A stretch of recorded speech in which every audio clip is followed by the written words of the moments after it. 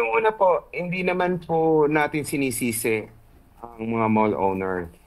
Ang sinasabi lang po natin, pinakikiusapan po natin sila na kung maaari ay huwag po mag-mall-wide sale dahil nga po nagkokos po talaga ng sobrang bigat na daloy ng traffic na na-experience po natin last Saturday dahil may mga malls po outside of NCR na along Marcos Highway na nag-mall-wide sale po. At nakita naman natin yung epekto.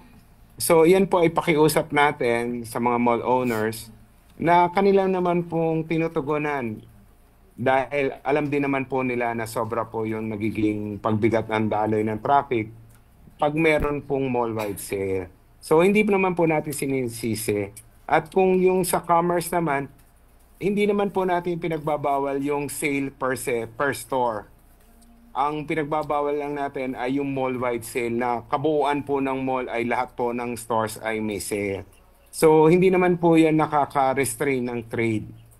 So at nag-agree po sila dyan dahil pag sobra rin po ang traffic, nawawala po yung foot traffic sa kanilang mga malls, ay nadi-discourage din po pag pumunta yung mga mamimili at nakakabawas din po sa sales nila.